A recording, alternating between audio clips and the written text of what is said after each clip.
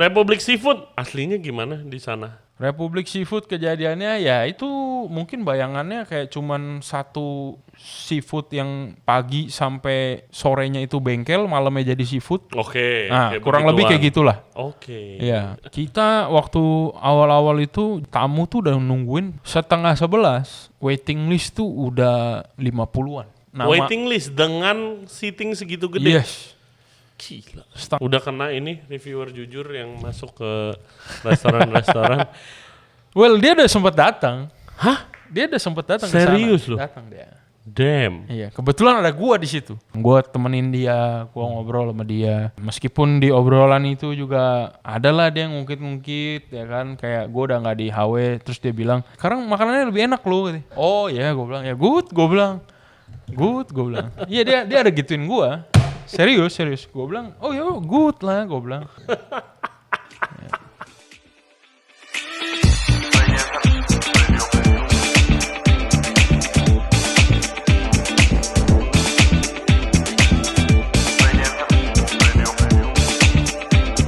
Hello everybody, thank you very much for tuning in to the show today. Kali ini kita kedatangan kembali Chef Don Chino yang baru aja mulai chapter baru dalam karirnya. Jadi dia resign meninggalkan posisinya yang keren dan of course yang nyaman sebelumnya untuk mulai bisnis sendiri, bikin grup baru bareng teman-temannya, salah satunya food reviewer salah satu yang terbesar di Indonesia dan bukan yang itu untungnya. Ya guys, jadi mereka bikin salah satu outletnya itu restoran seafood besar banget di Peak, namanya Republic Seafood, dan bekerja sama dengan seafood terkenal dari Papua.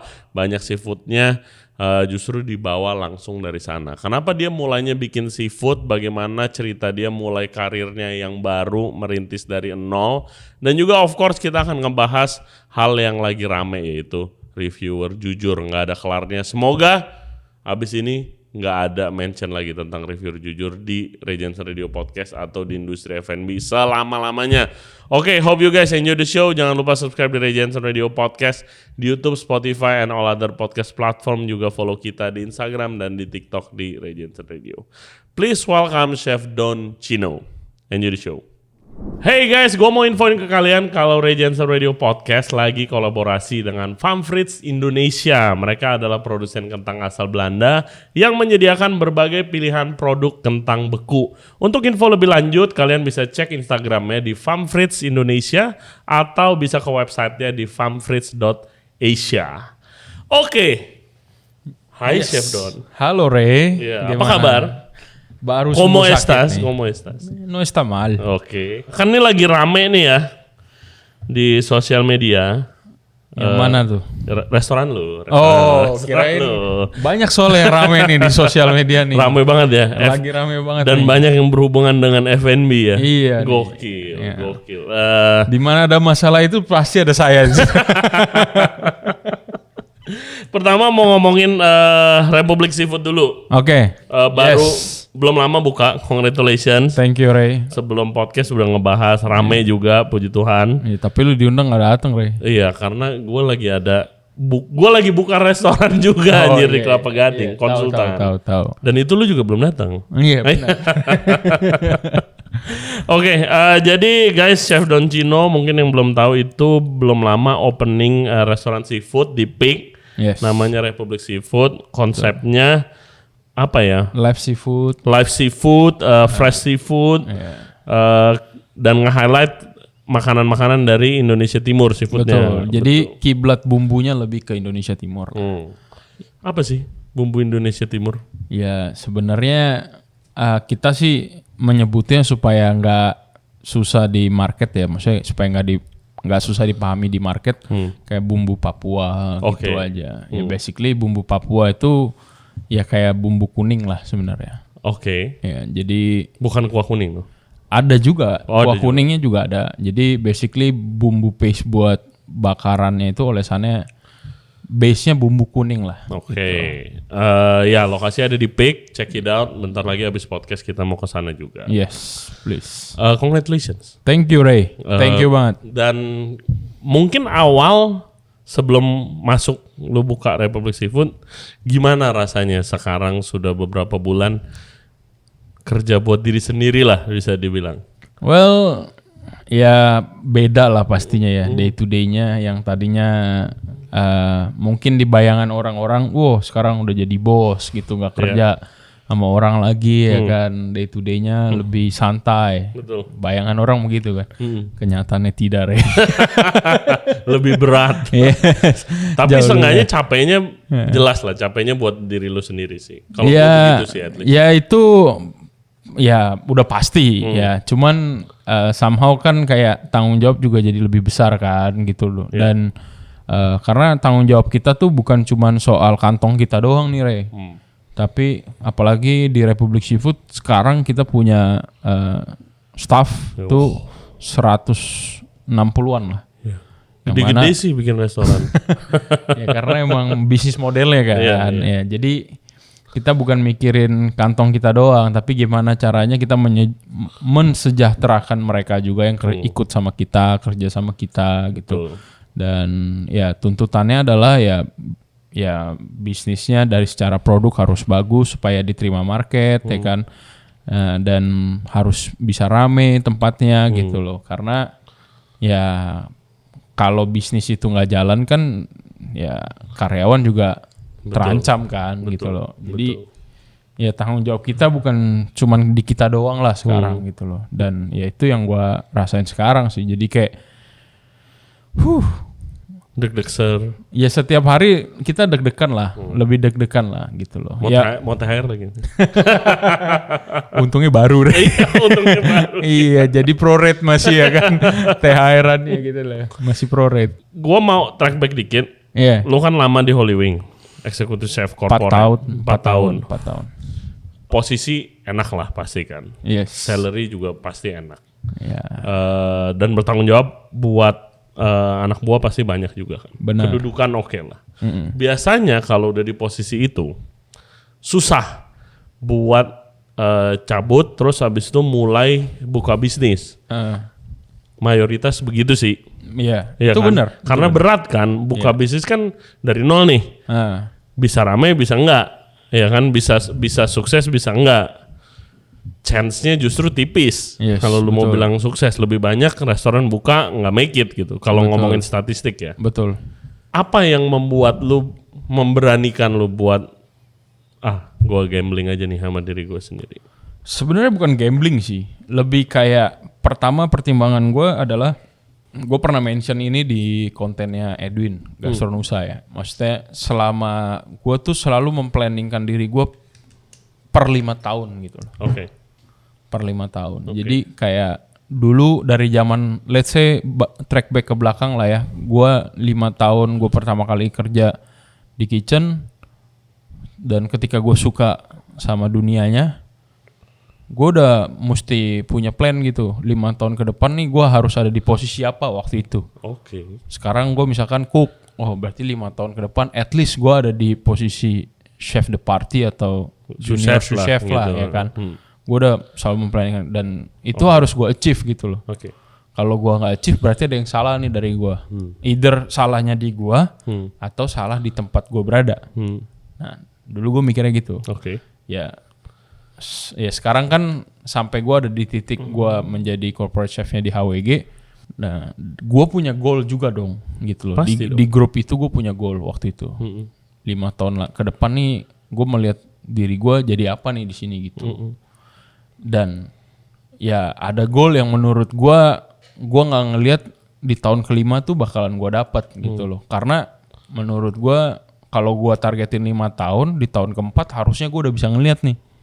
Iya dong. Iya. Beda cerita kalau gue di tahun ke-1 tahun kedua udah pesimis. Nah itu kan nggak make sense.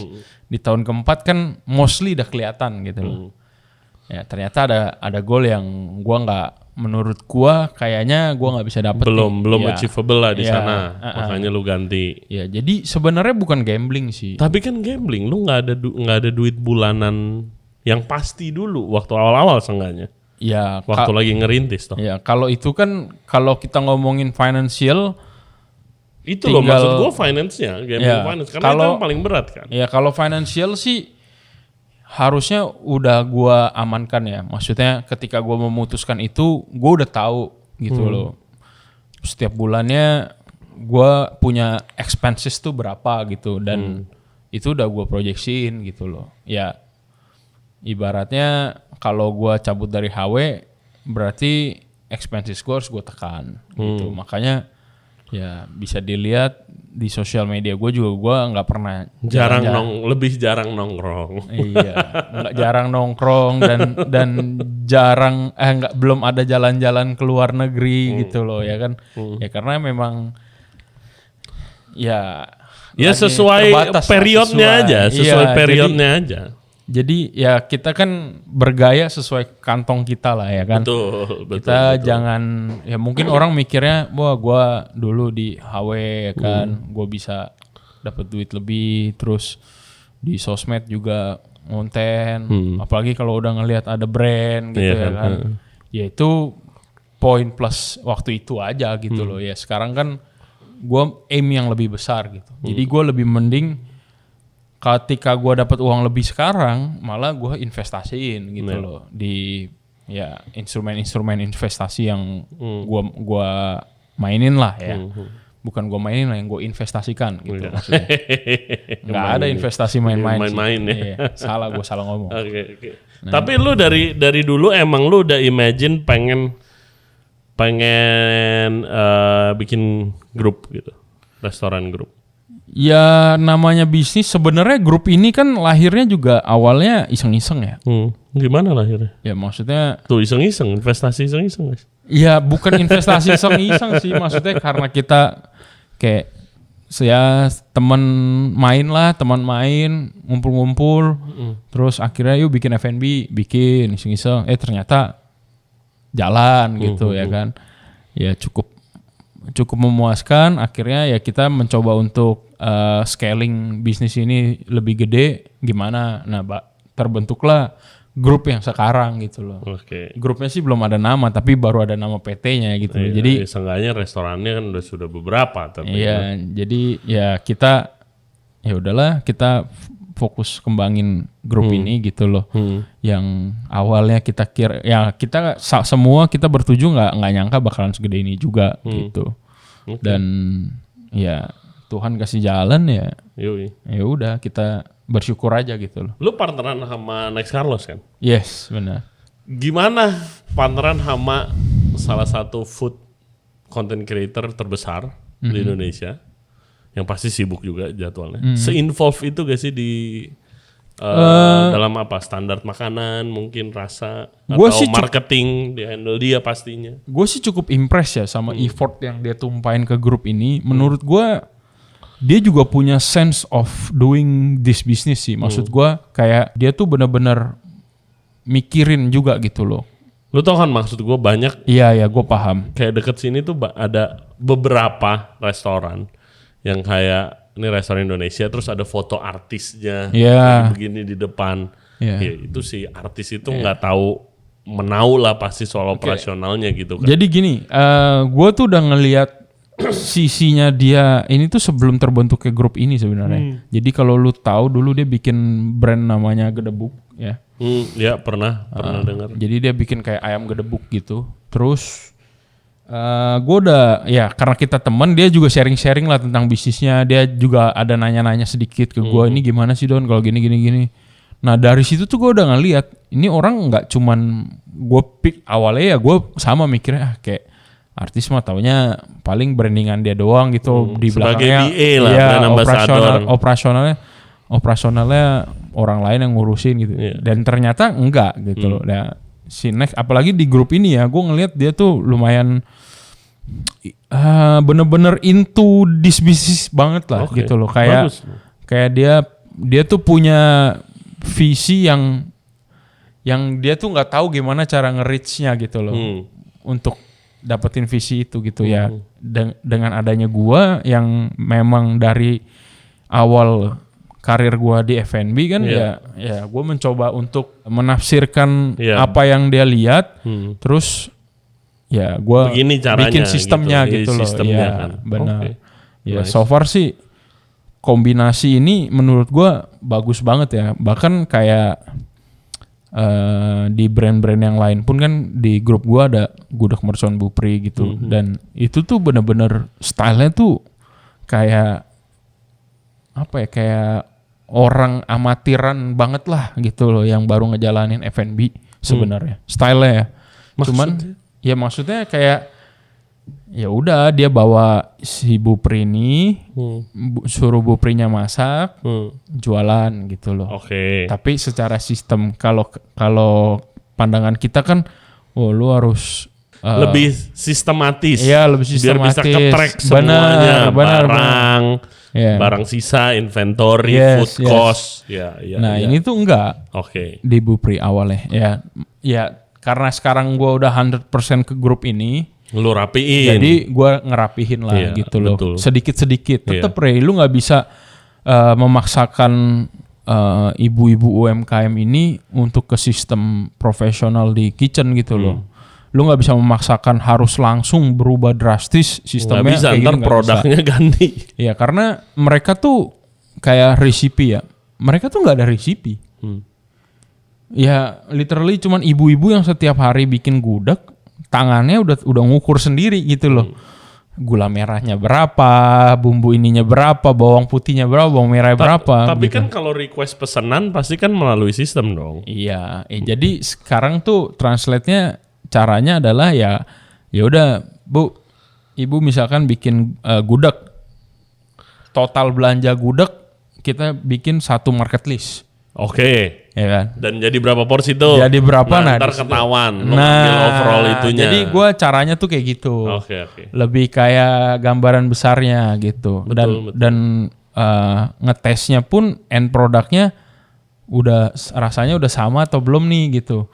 Dan surprisingly Konsistensi. si Bupri ini konsistensi masakannya tuh Iya. on point terus gitu loh. Pasti ya dia udah berapa tahun, Bro? Iya makanya kan. Iya. Ya lu nih bukan mengajarkan orang-orang yang baru mau coba F&B ternyata begitu bisa ya. Maksudnya Bupri itu ya sebelum bergabung sama kita memang jualan gudeg gitu loh. Iya, dan sudah lama. Setiap hari dia bikin gudeg, men. Iya. Gitu loh. Kalau lu melakukan hal itu setiap hari, ya mungkin baru bisa lu melakukan sistem ini gitu. Tapi kalau lu nggak pernah bikin gudeg sebelumnya, terus tiba-tiba lu mau bikin gudeg dengan resep kira-kira lu, Iya. forget about it. Oh iya, nggak mungkin. Nggak mungkin. bisa. Dan dia dari mana sih? Dari Jogja, toh? Jogja. Iya, dari Jogja, tempat asal gudeg, cuy. Iya. Udah mendarah daging itu, Bro. Bener, jadi nggak bisa lu bikin bener-bener ya kalau kita mau bikin sistem kayak di professional kitchen, commercial kitchen kan, ya udah, Timbang, ya apa-apa. resipi apa semua segala macam harus presisi kan, harus Ntar precise. berubah rasanya pasti. Ya, jadi kayak gitulah kurang lebih. Oke. Ya, gua ngerapihinnya tuh lebih kayak gambaran besarnya aja gitu. Oke. Ya begitu. Susah gak sih kerja bareng yang seperti itu sistemnya yang udah lama? Yang mungkin dia ngerti masak, dia ngerti cara bikin makanan enak, tapi kalau dimasukin ke profesional kitchen kan mungkin bahasanya beda, Benar. ya kan? Sebenarnya susah-susah gampang, makanya kayak itu yang coba kita tekanin juga ke Next ya. Maksudnya kalau emang mau bawa brand UMKM dari luar ke sini, terus kita mau bikin secara komersil, make sure bawa orang mereka nggak mesti ngerti sistem F&B dulu deh, gimana F&B bisnis tuh gimana. Paling nggak mereka punya mentality mau sukses dulu aja. Oke. Mereka punya mentality mau besar gitu loh.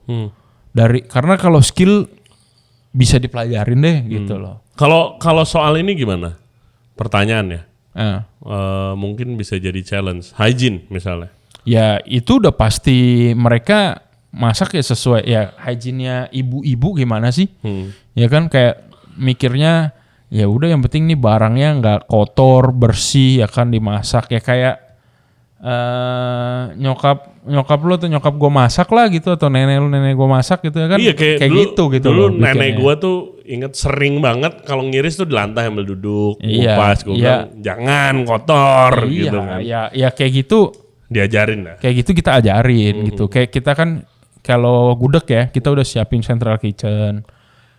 proper central kitchen lah, tapi dengan kitchen equipment yang bisa mereka handle gitu loh, kayak kompornya apanya. Oh iya dong, lu jangan kasih canggih-canggih. Iya makanya kayak working table kita siapin ya, lu potong berarti di sini, cutting board kita siapin gitu. Lu potong yang benar. Iya jadi kayak gitu kan bisa lah kita adjust dikit-dikit. Oh bisa. Bisa. Tapi mereka. iya gue mau tahu kayak ribet gak lu untuk melakukan itunya?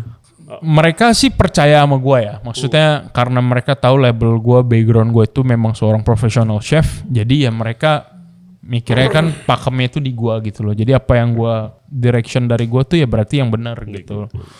Good lah bro. Ya basically kayak gitu sih. Soal alat itu penting sih buat yang mau ngikutin, kan biasa kalau di Jakarta khususnya ada yang sukses nih konsepnya begini nih, bawa dari daerah yang terkenal yang katanya hidden gem dibawa ke Jakarta, restoran atau rumah makan yang proper, rame, viral. Ini udah ada contohnya, ntar banyak yang ngikutin gitu kan. Tapi soal alat sih yang penting sih, itu penting banget loh. Dulu gue di Ubud Food Fest pernah dadakan diminta nge-host buat ibu-ibu dari Lombok. Ibu-ibu dari Lombok demo masak ayam yang keluarnya cuma waktu nikahan gitu, ayam bahar ala Lombok. Terus habis itu gara-gara sponsornya itu blender mahal, harus pakai itu. Terus kayak dia bisik-bisik, Kore boleh cariin kita ulekan nggak? Hah, buat apa bu? Iya kita nggak bisa pakai ini. Oh sini pakai ini aja bu, saya ngajarin gitu. Tinggal dicolok nyalain aja gitu. Terus ini blender super canggih, terus kayak Kore, kok ini blendernya kayak mesin ATM ya, harus ada pinnya. Gue kayak anjir nih, salah konsep banget cuy. Ya itu penting guys, karena belum tentu bisa pakai kan. Yang canggih itu tergantung orangnya juga. Ya sama kayak di Republik Seafood, kita produksi bumbu kan sekali bikin pakai tilting pot gitu kan.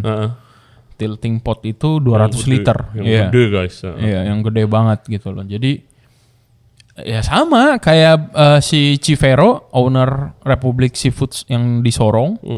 Awalnya bingung nih gimana. Mereka bikin resepnya dikali 40. Ya kan udah bikin kali 40. Nggak ada seperempatnya tilting pot gitu loh. Dia sampai bingung ya kan. Ini gimana ya nanti masaknya chef? Terus ntar ngeblendernya gimana ya? Akhirnya gue beliin lah blender robot cop yang gede itu ya kan, yang portable itu. Yang handle blender gede itu. Iya. Oke. Gue beliin itu, ya dia ngeblender itu dia bingung, ini bisa ngeblender kok mata blendernya kecil gitu, emang bisa ngeblender satu tilting pan gini? Gitu. Bisa, gue bilang, gue unjukin, wih canggih ya. Dia semen bro. Iya dia ngeliat begitu sampai impress gitu loh, sampai bingung ya kan, ya akhirnya. Ya ada adaptasi lah pastinya kan. Kalau lu udah kayak ya lu di Republik Seafood Sorong lu nge-serve maksimal mungkin 100 sampai 200 orang per hari, ini sekarang 900 sampai 1000 sehari gitu loh. Gila. Ya kan 900 sampai 1000 orang ya mise en place juga harus mantap kan prep gitu. Ya prepan lu harus bagus gitu. Berapa orang di kitchen? 60 lah sekarang. 50 sampai orang. 60 lah. 50-60 gila. Iya, 50-60. What a scale operationnya. Hey guys, kalau kalian enjoy the podcast so far, thank you very much. Dan jangan lupa subscribe di Ray Jensen Radio Podcast. Back to the show. Oke, Republic Seafood, gimana kejadiannya? Republik Seafood kejadiannya ya itu next. Kan kontennya makan keliling Indonesia kan. Betul. Ya dia keliling Indonesia, dia makan dan dia merasa itu enak, dia sounding ke kita. Ini bisa nih gitu. Terus ya apa kita coba research. Ya? Makanan enak kan banyak banget ya. Apa yang dilihat ya? Ya itu. Oh ini bisa nih. Karena gue gak pernah nyobain makanan dengan pikiran itu. Nih gue mau bawa ke Jakarta gitu. Sebenarnya gini. Mindsetnya next itu kan ya sesuai dengan kontennya dia kan. Ya kenapa dia bisa sebesar ini juga sekarang ya karena memang teruji dan terbukti gitu loh.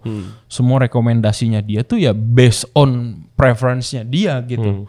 Dan preference dia selama ini tuh nggak pernah ngecewain penonton dan pengikutnya dia, followernya Next gitu.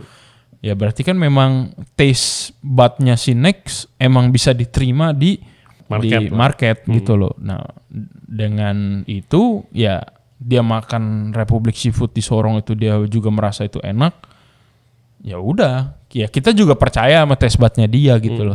Padahal kita belum pernah cobain ya kan. Akhirnya ya udah kita arrange bawa si Civero dan Korobet itu ownernya Republik Seafood Sorong ke Jakarta, kita tes food, kita cobain, ya emang enak Udah pasti, Iya, maksud gue. Tapi iya, emang apa enak yang membuat spesial di mata lu deh?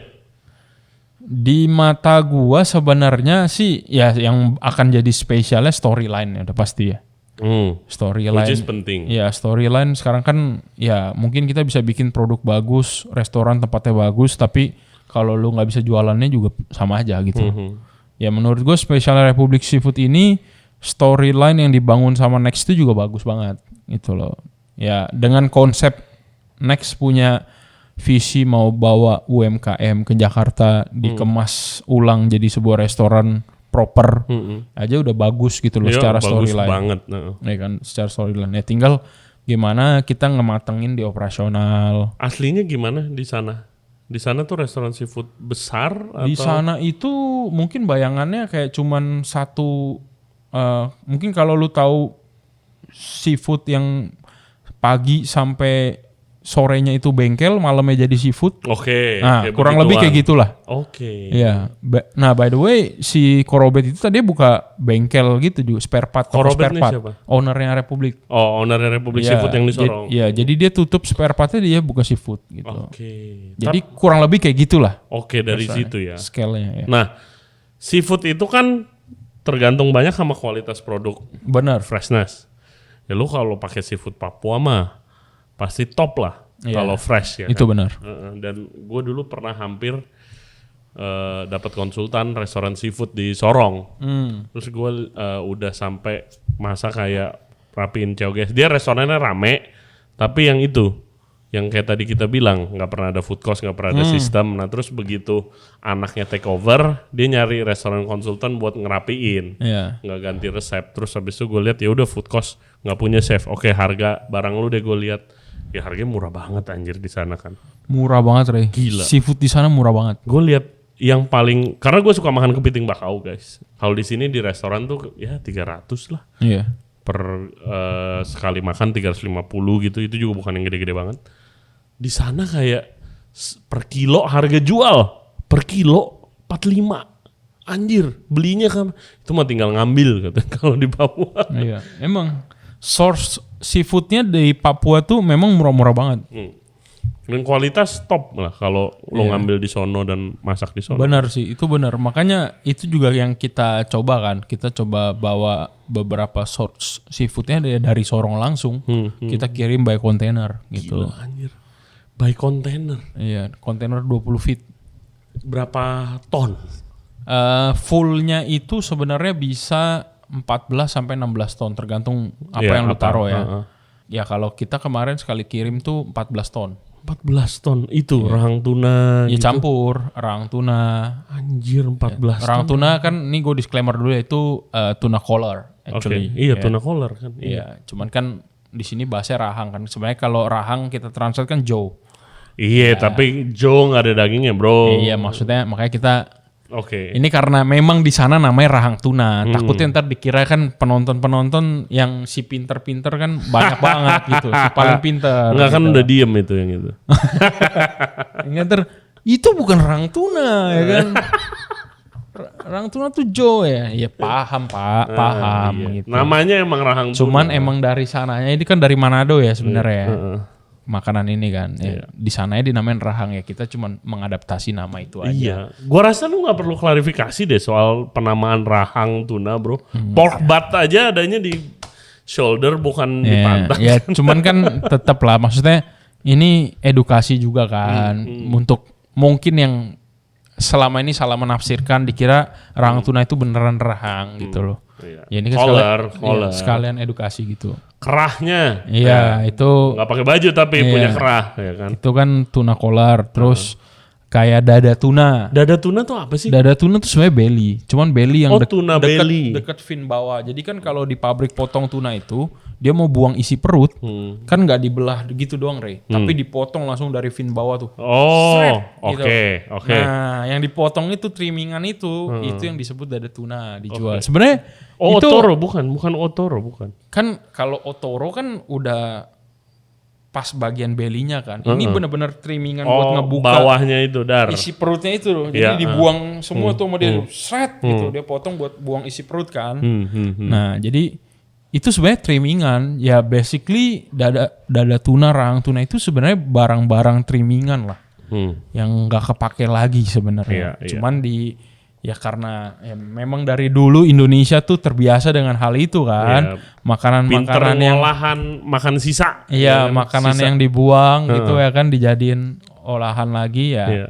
Ya. Gimana rasanya ya? Penasaran gue tuh dada tuna tuh. Ya, Lebih fatty, gelatinous. tergantung. Jadi ada yang kalau di bagian tengah ke tailnya itu dia lebih banyak tendon kan. Jadi agak lebih chewy. Oke. Tapi kalau yang tengah ke atas, yang dekat ke rahangnya itu Daging. dekat ke collarnya itu lebih fatty, lebih apa ya kayak banyak kolagen kan. Oke. Lebih fatty lah, lebih lembut gitu. Kena itu orang Indonesia best selling item. Orang Jakarta maksud gua. Rahang tuna itu paling laku apa? Rahang dan dada, ya Paling itu kan laku itu? iya dibakar kan, dibakar kan kalau dibakar lu dapat Maillard reaction gitu kan, crusty gitu kan, terus digigit pecah gitu loh kan orang Indonesia banget tuh seleranya tuh yang begitu-begitu. Oke. Sama kita ada 2 opsi sih digoreng kalau dada tuna juga. Oke. Iya. Pakai mie berasa bakarnya bukan? Enggak pakai mie berasa Pak. Iya. Belum pakai mie belum berasa. pakai, Mungkin belum nanti kita bikin Republik Seafood gourmet kali ya. Signature, Iya, reserve. signature. Iya. Bakarnya baru pakai mie berasa tuh. Gue belum pernah nge-handle operation restoran sebesar Republik Seafood lah. 300-an seating, dapur gede banget, kitchen aja 50-60 orang, belum staff depan, belum staff admin.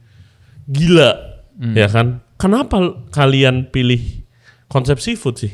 Maksudnya kalian jalanin gitu? Sebenarnya karena bisnis model ya. Maksudnya kita bertuju kan pengen nentuin F&B bisnis apa nih yang bisa dapetin revenue yang Besar gitu besar angkanya. gitu ya kan angkanya. Ya ditarik melihat ke kebiasaan orang Indo yang bisa spend segitu banyak ya cuman dengan konsep yang makanannya atau restoran makan tengah gitu. Udah pasti. Ya kan? Contoh kayak Padang, Kadang Chinese food, ya. ya kan? Seafood. gitu. Kan beli lauk taruh tengah makan tengah. Kan orang Indonesia banget kan. Betul. Nah, sekarang kalau kita jual by portion kayak gudeg gitu ya. Satu meal komplit gitu ya kan. Ya. Ya udah ketaker gitu loh, satu orang makan satu portion kenyang gitu Iya, loh. kalau satu meja, let's say berempat, bila sejuta makan gudeg komplain. Iya Kalau pasti. makan seafood belum tentu. Iya, ya kan karena seafood juga kan variatif kan. Iya. Ada ikan, ada kerang, ada kepiting, ada Iya. udang, ada cumi gitu. Apalagi lu kalau ke restoran seafood, lu pesannya, oh kita udah pesan ikan. Kita belum pesan cumi nih, pesan cumi dong. Iya. Udangnya udang. Udang, iya kan. satu udang dong. sayur belum nih, Iya. belum ada sayur nih. Benar, Kan pasti benar. begitu kan. Betul. Lu pengen kayak komplit, kayak secara psikologis tuh makan tengah tuh kayak mealnya tuh lu pengen komplitin. Apalagi Betul. kalau kayak ke restoran seafood gitu, Iya. makannya enak. Betul banget sih itu. Iya. Itu betul banget sih. Udang enggak nih udang. Iya, Oh, makanya. siapa yang mau udang? Gitu Nah, kan, iya kan gitu. pasti begitu kan. Iya betul. Jadi ya Pinter juga lu Don. ya kan kita di F&B Pak gitu loh. Iya. Terus Ya jadi kita mesti mikir kan. Ya akhirnya ya seafood lah yang emang udah pasti paling positif ya. Kebetulan kan kita juga pengen ngangkatnya kan masakan Indonesia kan. Ya masakan Indonesia selain kalau kayak Chinese kan udah terkenal gitu loh. Iya. Tapi kan bukan makanan Indonesia gitu loh. Iya. Untuk makanan Indonesia makan tengah ya cuman itu aja. Iya. Ya udah kita we go for seafood lah gitu akhirnya. Jadi ya udah akhirnya seafood lah jadinya. Nah, Republik Seafood di Sorong pun juga menunya nggak sekomplit yang kita bikin di Peak. Pasti lu yang best selling item yang orang Jakarta familiar mah ada juga. tuh. Pasti, iya pasti. Itu kayak saus Padang, Iya. gitu-gitu Lada ada. hitam gitu. Ya lada hitam, garlic butter kita bikin juga gitu ya. Kita adaptasi tetap. Jadi menunya tuh lebih komplit lah. Kalau lu pergi ke Republik Seafood di Sorong, ya nggak sekomplit yang di Peak menunya. Terbatas banget kalau yang di Sorong. Gile. Lu nggak deg-degan waktu bikin restoran seating 300-an gitu? Susah tidur, Ini gimana gue menuhinnya? Gitu. Iya, susah tidur, lumayan deg-degan lah. Apalagi pada saat kita trial opening kan masih banyak salah-salah, chaos gitu di operasional. Wah, chaos. Iya. Gue buka Chinese food chaos 100. Ini chaos 300 gimana ya? Iya, makanya kayak aduh anjingnya kan ya. Ya so far sih thank God juga kita facing a good problem sih. Kayak good problem tuh dalam artian makanan keluarnya lama gitu loh. Maksudnya lama kan karena rame biasanya dan tim belum terbiasa. Yes, ya makanya itu ya maksudnya kita sebagai bisnismen ya mikirnya itu good problem gitu loh. Dan harus ngerti juga. Bukan berarti good problem kita biarin aja ya. Enggak, tetap kita coba. It is a problem. It is a problem tapi ya it's still a good problem gitu loh. Kita coba solve gitu loh. Ya kita adaptasi lagi di lapangan ya kan harus gimana tapi ya so far sih sekarang udah much better lah gitu. Cuman yang paling kesulitan di awal itu adalah manpower, staff, turnover tinggi banget di Indonesia atau sendiri lah ya kan. Kita gila sih itu. Ya, nggak usah ngomongin scale bisnis yang gede gitu. Scale bisnis yang kecil aja turnovernya bisa tinggi. Betul. Dan nggak ada bedanya ya. Gue pikir, gue kan biasa sejak gue bikin sendiri nggak kerja gitu, bikin bisnis sendiri. Kitchen itu kan gue kecilin orangnya. Karena restorannya juga nggak gede-gede banget. Gitu. Ya, bisnis gue yang paling, kalau bisnis sendiri paling gede itu 78 seating dulu restoran Indo gue di Senop. Kitchen 12. Standar lah. Gitu. Di Bamihan lebih kecil lagi 7 kitchen. Bura-bura lebih gila lagi 3 bartender gitu. Maksud gue itu lebih gampang gue ngontrolnya. Terus kemarin gue buka Chinese food. 20 orang kitchen. Sama aja cuy anjir. Kalau di Bamihan gue dari 7 gue opening seminggu gue sisa 4. Hilang 3. Ini gila men. Gue waktu opening minggu kedua. Sisa kayak 7 orang.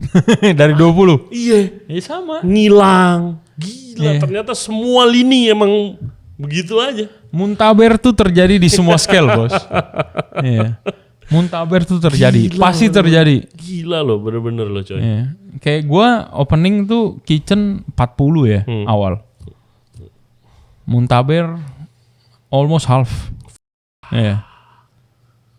Mundur tanpa berita ya. Iya. Gila. Dan gue denger, bener gak sih ini kalau di Peak itu lu lebih susah nyari staff? Banget. Karena nggak ada area tempat tinggal yang dekat di sana. Iya, satu transport. Iya. Ya kan? Iya. Karena kan itu udah kayak another country lah. Betul. Ya. Jadi kayak mostly orang-orang yang kerja tuh nggak ada yang tinggal di sekeliling Peak gitu. Dan karena nggak ada juga. Nah, lu mau cari kosan juga itu susah. Gitu loh. Yang budgetnya masuk dengan itu ya, dengan staff restoran ya. Itu udah kita pikirin, Kita siapin mes. Kita siapin mes. Ngebantu banyak dong itu. Itu ngebantu banyak, tapi tetap aja it doesn't solve the problem gitu. Oke, still ya. Still gitu loh. Still jadi mereka benar-benar cabut, ya udah kita turnover tinggi banget. Lu bayangin aja kita turnover staff lagi tinggi-tingginya. New guys are coming gitu loh, still coming up gitu, dan restoran makin rame gitu loh. Jadi kayak gimana tuh at the same time lu handling tamu yang antusiasnya rame banget, ditambah lu harus nge-training staff lu juga gitu loh at the same time. Iya, dan nggak mau denger tamu staff baru banyak yang resign. Iya, makanya sampai ya satunya cara gue waktu itu sampai nentuin kayak jam 3 sampai jam 5 kita close dulu gitu. Oke. Karena tadinya untuk meringankan beban operasional ya. Ya memang kita losing money lah ya, tapi ya better kita sama kayak gitu. Gue juga. Ketimbang kita paksain buka terus tapi waktu prep nggak ada gitu ya kan. Gue kapasitas gue potong Don 50%, bilang full. Nggak bisa, tinggal 7 orang yang masak Chinese food lagi. Wok aja 4. Udah, sisanya 3 keliling-keliling. Bayangin, wok gua ada 10 lah. Ayo makanya, ya kan? Gila. 20 orang. Ya itu makanya gue sampai benar-benar nutup jam demi buat supaya anak-anak bisa break. Iya. Itu satu. Kedua biar bisa nge-prep juga kan. Nge-prep soalnya kan lumayan makan waktu. Ya percuma juga kalau tamu datang terus mau pesan ini sold out juga tamu kesel lah gitu loh. Ya Lu nggak pakai central kitchen? Enggak. Untuk Republic Seafood kita nggak pakai. Jadi semua produksi di outlet. Gila, men. Bumbunya kan banyak banget itu. Banyak banget memang. Bumbu base. Iya, cuman ya gitu, kita harus maksimalin. Iya, makanya banyak banget juga orangnya. Iya, jadi ya udah production. Lu pakai apa? Tunggu, pertanyaan teknis. Pakai apa ngegiling apa bumbu apa? Meat grinder. Mau pakai merek. Gue beli merek biasa, Getra. Oke. Iya, meat grinder. Oh, tapi yang gede kan? Yang gede. Iya, tahu. Gue pakai meat. Gue pakai itu juga di Chinese food. Ya, gue pakai meat grinder. Abis itu kalau pengen ngalusinnya lagi, pada saat udah matengnya, tinggal gue finishing pakai robot cop. Oh, habis kita ngalusin Robocop. Iya, jadi benar-benar halus banget kan. Jadi meat grinder tuh cuman buat kayak ngancurin aja lah gitu loh. Buat sote-sote, mateng, apa udah jadi, finishing robot cop. Terus halus. Kagetkah lu dengan skala segitu? Sebelumnya lu juga belum pernah handle begitu kan? Big restaurant, maksudnya kapasitas yang... Iya, kapasitas dan... Udah dong, Phoenix itu kapasitasnya 300. Tapi kan kagak begini bro. Kalau di Phoenix, orang misalnya table berempat, makan berapa porsi sih? Iya. Kalau dia sharing yang gede-gede kayak tapi secara ikan yang gua makan secara mise en place lebih ribet Phoenix. Oh iya, karena makanannya jauh lebih ribet. Iya. Tapi ini kan misalnya kita makan berdua aja lauknya bisa 4 atau 6. Iya, benar. Tapi kan banyak lagi ya. Iya, kalau secara mise en place kenapa gue bilang lebih ribet Phoenix, karena banyak perintilannya kan. Kayak satu dish aja lu bisa ada lebih dari 5 komponen gitu loh. Iya. Nah ini kan satu bumbu, proteinnya aja yang beda, either ikan, kerang atau apapun ya kan. Garnish, template gitu loh. Cuman bedanya kuantitinya aja lebih banyak. Iya. Gitu. Jadi lu nggak kaget dengan operasional skala begitu cuy? Bukan kaget sih, kayak udah expected sih. 1000. Iya udah expected sih. Kalau lagi weekend misalnya 1000. Men, 1000. Banyak loh itu. Iya banyak. Ya somehow ini honeymoon period juga lah ya. Oh iya pasti. Ya honeymoon period. Dan itu pun udah kita ekspektasi. Kayak gue udah pernah, kita bisa ngitung kan kapasitas kita 300. Kita buka dari jam berapa ke jam berapa. Maksimumnya tuh berapa gitu. Sebenarnya ini belum di top maksimumnya. Karena perhitungan gue itu di maksimum kita itu bisa 1200 harusnya. Dan kita bisa nggak nyampe 1200? Bisa sebenarnya. Cuman banyak beberapa kayak kadang kita lagi rame kita hold dulu tamu.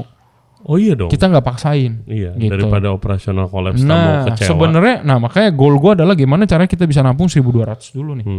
Tapi owner dan investor ngerti gitu. Lu hold dulu gitu. Ya sama-sama tahu gitu. Nggak, kan ada yang nggak ngerti. Ya. Nggak bisa lah, gila. Ya mostly kan mereka udah percaya sama gue juga kan, gitu loh. Why gue ambil decision ini juga karena ada sesuatu pasti, nggak mungkin gitu loh. Ya enaknya itulah karena partnernya kan juga teman-teman semua juga gitu loh, dan mereka juga tahu lah kredibilitas gue kayak apa di profesional kan.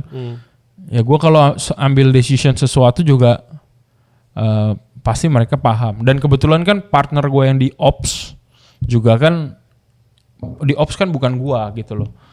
Partner gue, jadi gue banyak tektokan sama dia juga ya, dan dia juga paham situasi kan. Jadinya ya ada dua suara, gue yang di sisi komersil dan partner gue yang di ops juga mengatakan hal yang sama, ya yang lain pasti ngikut gitu. Apalagi kayak next sih lebih kayak punya trust lama kita gitu loh. Jadi kayak ya kalau emang itu yang terbaik ya udah nggak apa-apa. Dan next pun bukan kayak bayangan investor atau dulu mantan klien-klien gue yang zero banget di F&B ya. Yang kan dia udah pernah buka yang gedebuk itu. Iya makanya itu gue bilang ya, karena nextnya juga lah punya sense dan dia juga mau belajar lah F&B itu gimana gitu. Jadinya ya gue pede grup ini cukup solid sih gitu.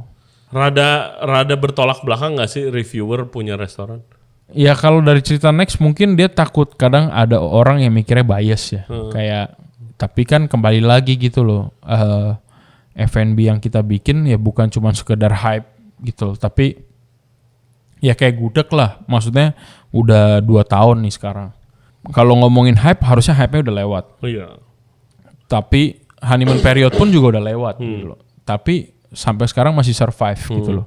Berarti kan memang Niat. produk Iya. kita jaga gitu loh, dan memang kita punya market sendiri yang memang suka sama produk kita gitu. Dari sisi kemasan secara F&B-nya pun juga ya berarti kan bener gitulah, bisa diterima gitu. Ya terbukti dari angka lah gitu ya. Sama kayak di seafood ini juga kita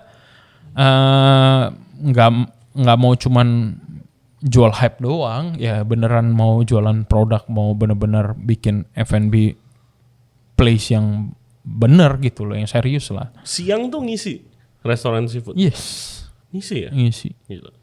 Kayak gue gak pernah makan seafood siang seumur. Kita itu waktu awal ya Ray, kita buka dari jam 11 kan. Sekarang kita udah lebih pagi, buka dari jam 10.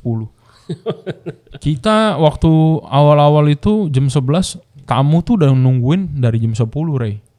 Setengah 11, waiting list tuh udah 50-an. Waiting list dengan seating segitu gede? Yes. Gila. Setengah 11 tuh udah 50-an nama gitu. Gila. Jadi kita waktu itu kan tutup sampai jam 3. Jadi jam 1 tuh kita udah gak terima waiting list lagi. Gitu. Kalau Jadi, mau dinner gitu. iya kalau mau dinner. Dan itu pun kita dimarah-marahin. Ya mau gimana, karena percuma kalau kita ngikutin semua maunya tamu. Nggak bisa. Iya nggak bisa. And at the end of the day juga itu akan backfire buat kita gitu loh. Mereka akan komplain. Udah nunggu lama-lama, pesan ini nggak ada, pesan itu nggak ada ya kan. Makanan keluar lama. Ya kan kembali lagi gitu loh. Mereka kan nggak mau ngerti ya. Mereka kan nggak tahu bro. Ya, iya mereka nggak tahu. That's why makanya mending kita ambil kebijakan itu gitu loh. Ya kalau hari ini lu nggak dapet bangku di tempat kita ya berarti it's not your day gitu aja deh. Ya kan? Ya kita juga I wish kita bisa nampung semua gitu loh. Tapi kan kenyataannya enggak gitu loh. Betul. Tapi tenggatnya ya ada yang nggak kebagian hari ini, mereka datang besoknya gitu. Ya, Oke. ya gitulah. Udah kena ini reviewer jujur yang masuk ke restoran-restoran. Well dia udah sempat datang. Hah? Dia udah sempat datang. Serius kesana. loh? Datang dia. Damn. Iya, kebetulan ada gua di situ. Diundang Enggak, apa? enggak. Oke. Iya. Bukan gua nggak mau ngundang dia ya, maksudnya ya. Oh jadi lu mau ngundang dia? Enggak juga. Ya, gua kan ngundang yang menurut gua kenal dan gua ngundang yang apalagi kan undangan itu kan di awal kan lebih kayak buat feedback buat gua kan. Oh iya. Buat operasional. Iya buat ya operasional, gue pengen lihat buat anak-anak training lah sekalian gitu loh. Jadi kalau ada kurang-kurang kan, kalau teman-teman kan bisa ngerti gitu loh. Ya iya. kan? Ya. Bahkan itu kita tembak kan. Kalau ngundang teman-teman atau keluarga, kasih tahu jujur. Iya gitu. Itu Emang kita harus tembak. jujur. Iya emang harus jujur. Betul. Nah, tapi Oh dia makan bro. dia datang itu setelah kita grand opening 2 atau 3 hari. Lu tolak nggak? Lu boykot? Enggak. Oh. Enggak. Gua nggak segitunya lah maksudnya. Belum. Iya, soalnya kan gue juga nggak punya apa ya, gue nggak punya bad experience juga sama dia gitu. Ya pernah lah, tapi kan itu kebutuhan pekerjaan ya. Tapi ya gue sih nggak terlalu take it personally ya. Jadi waktu dia datang, dia coba, dia makan, dia pesen. Ya gue yang ngerekomenin menu apa aja gitu. Gue yang keluarin makanan. Gue temenin dia, gue ngobrol sama dia. Dan ya meskipun di obrolan itu juga adalah dia yang ngungkit-ngungkit ya kan. Kayak gue udah gak di HW, terus dia bilang, oh lu udah gak di itu ya, sekarang makanannya lebih enak lu. Oh ya gue bilang, ya good gue bilang. Iya dia ada gituin gue. Serius. Gue bilang, oh ya good lah gue bilang. Ya, gue mah, gue di dunia kayak gini mah udah paham lah gaya main lu gitu loh, mau gimana ya kan. Ya. Kalau misalkan sekarang makanannya udah enak. Kalau misalkan nggak bisa solve di ini ya kan, ya udah lu mau solve di mana, mau gue kita cari ring aja, apa lu mau yang resmi nggak resmi gue gas gitu ya kan. Selesai ya kan. Kalau emang nggak bisa diselesain secara profesional, mau tinju lagi lu ya kan? Mau gimana dah, lu mau gimana deh ya kan gitu. Nah. Di itu dia bikin konten apa enggak makan aja? Enggak, dia makan, dia cuman story lah. Terus juga gue ucapin terima kasih juga Pak waktu dia datang. Thank you ya udah datang. Gue bilang ya semoga lu suka, gue gituin aja. Ya gue sih nggak pernah yang gimana. Karena menurut gue kenal dia as a personnya dia, bukan as a karakter dia di sosmed. Karena itu awal mula gue kenal dia juga nggak menunjukin karakter dia sebagai yang dia tunjukin di sosmed ya. Kan gue ketemu dia di tempat teman gue, gitu. Teman gue punya tempat strength conditioning training kan. Nah gue kenal dia di situ dan gue nggak ada melihat sisinya dia di situ. Jadi gue juga paham gitu loh. Gue nggak 100% percaya apa yang gue lihat di sosmed kan.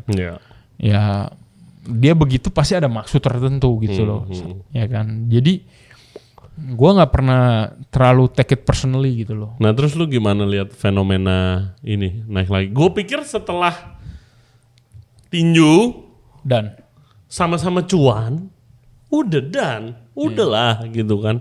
Ini ada lagi anjir, gila cuy. gini ya, dari awal gue udah pernah bilang gitu loh. Maksudnya gue nggak ngomong ke dia sih, maksudnya gue ngomong di internal gue waktu itu di Holy Wings ya. Gue pengen ngomong ke owner gitu, who the fuck is gitu loh. Gue akan dengar itu kalau emang kredibilitas orang itu terbukti gitu loh. Let's say mungkin yang kritik makanan gue atau yang kritik produk gue yang gue create, let's say mungkin siapa ya, Mandif kan, Chef Mandif gitu ya kan. Dan itu pun Chef Mandif pasti ngekritik secara teknikal dan konstruktif. Iya, bener dong. Nah, itu kan bisa kita cerna gitu. Betul. Kalau lu cuman kritik secara kulit, anjir men. Kulit ya kan ketahuan gitu loh. He doesn't know shit gitu ya kan. Maksudnya buat orang-orang yang di industri. Iya, tapi buat gitu. yang nonton doang justru yang gua kaget ya bisa ke portray. Dia tuh portray dia as an expert. Iya kan? Karena dia sebut hal-hal teknikal tipis-tipis aja. Iya. Moist lah apa. Terus kayak berterima kasih kayak oh iya akhirnya ada yang belain customer gitu selama itu ini. Itu kan sama lah kayak kasus yang siapa? Ada artis yang baru jadi anggota DPR apa DPD ya gue gak paham. Yang dia ikut meeting ngomongin tentang sosial media tapi dia ngomongnya bahasa Inggris gitu loh. Terus netizen ngeliatnya keren ya kan. Ya basically yang diomongin nothing gitu loh ya kan. Tapi bahasa Inggris aja. Iya bahasa Inggrisnya emang karena kelihatan keren ya kan. Kayak misalkan sekarang gua ceritain asal mula manusia dari kera gitu atau matahari terbenam di sebelah mana tapi gua ngomong pakai bahasa Inggris. Ya matahari terbit di sebelah itu udah pasti gitu loh ya kan. Kayak cuman kemasannya aja gitu loh. Udah dikira keren padahal biasa aja ya kan. Ya itu yang gue lihat sih di dia gitu loh. Ya tinggal titik kepentoknya di mana nih gitu loh. Ya kayak banyak lah di DM gue juga banyak yang nanyain gitu kayak. Pasti banyak, gua aja banyak apalagi iya, lu. Komentar dong. Iya, komentar apa sih gitu ya kan. Ya gue jujur gue mendingan fokus sama apa yang lagi gue kerjain depan mata deh daripada gue ngurusin gituan gitu loh. Satu sisi gue gak punya masalah sama dia. Dan gue juga gak mau nyari masalah dan I don't give a shit juga with what he's doing gitu loh. Karena gue juga punya bisnis. Ya kan. Selama lu nggak nyentuh bisnis gua, lu nggak nyentuh piring makan gua gitu, I'm not gonna fuck you gitu loh. I mean, gua nggak akan ngapa-ngapain lu juga gitu. Ceritanya kan yang awalnya dari kasus yang waktu itu di Louis, mulai naik lagi tuh. Iya, yang katanya ada baut ya, mur. Iya. Gua, jadi kita lagi nongkrong di selatan, terus cerita itu tuh gue diceritain sama temen gua. Lu tahu gak ini nih belum naik nih, tapi ada kasus gini-gini. Gue kayak nggak make sense. Ceritanya gimana? Terus abis itu soalnya teman gue nih lagi kayak minta pendapat ke gue. Menurut lu beneran nggak sih gitu kan? Bisa nggak sih baut itu ada di salad gitu kan? Ya kalau ngomongin possibilities ada aja ya possibilities. Possibilities ya. Pasti ada. Gue segila-gilanya dulu pernah waktu restoran gue kerja di grup yang gue jadi corporate chef itu ada menu mie ayam, itu ada kupu-kupunya dalamnya, tamu. Gue nggak tahu dia lagi makan masuk apa pas lagi ngaduk masuk kupu-kupu di dapur, gue nggak tahu dah. Gitu. Tapi itu ada aneh. Tapi begitu gue lihat itunya begitu naikkan di sosmed, gue bilang ke temen gue itu, coy, gue bilang ini Louis dimiliki dan dioperasikan sama one of the best group di Indonesia, ya kan? Gue yakin itunya stainless dah, dapurnya. Gue bilang pertama dapur stainless itu tidak berkarat, ya kan? Kenapa murnya karatan? Ini nggak bilong. Kecuali dari apa lampu di atas gitu. Ini rada nggak make sense. Terus habis itu makannya apa? Salad. Oke, kalau salad orang normal makan pakai garpu kalau salad kan, ditusuk. Itu ketusuk mur. Apa dia makan salad itu nggak seperti orang kayak biasanya dia makan kayak sendok nasi? Gue bilang ini rada nggak make sense. Personally gue bilang menurut gue ini bisa-bisaan nih, gue bilang gitu. Atau mungkin bisa di salad dryer lah yang diputar tuh, ya kan? Bisa. Itu bisa gitu. Bisa. Cuman kan kalau lu mau ini ngomongin teknis nih ya, logika ngomongin teknis possibility-nya sebenarnya ada. Cuman kan apa ya? Lebih kayak lu masuk ke apalagi udah handled by one of the biggest F&B group juga lah ya gitu loh. Yang udah punya good reputation juga. Yes. Lu kan sourcing manpower juga nggak beda sama kayak gua nih ya. Kayak gua kan scale-nya kita grupnya masih ecek-ecek lah ibaratnya. Kita sourcing manpower tuh masih seadanya gitu loh. HRD kita juga belum yang sekompleks itu gitu ya kan. HRD kita baru seadanya. Ya mungkin itu bisa terjadi di kita gitu loh. Tapi kalau udah kayak grup kayak Akta ya kan, Louis Akta kan, Biko. Kalau Louis Union Group. Iya, Louis Union, terus Ismaya misalnya. Ada Ismaya, ada Akta, Biko, HWG gitu. Lu punya human resource department tuh pasti kan kompleks gitu ya kan. Betul. Lu masuk aja ada psikotes, ada apa semua segala macam, background check, semua segala macam. Dan ngecek itu kesalahan bukan kesalahan yang terjadi di big group. Iya, dan itu SOP yang harusnya apa ya, kayak hal agak jauh sih. Meskipun pernah kejadian di tempat gua kerja ya kesalahan fatal gitu ya. Perkara topping icing sugar di toppingnya pakai baking soda gitu. Oke, ketuker. Iya, tapi kan secara looks mirip gitu loh ya kan, itu ya shit happen gitu. Can be happen juga. Iya. Tapi kalau udah sampai kayak baut berkarat tuh agak ya kembali lagi gitu loh, agak aneh ya. Aneh.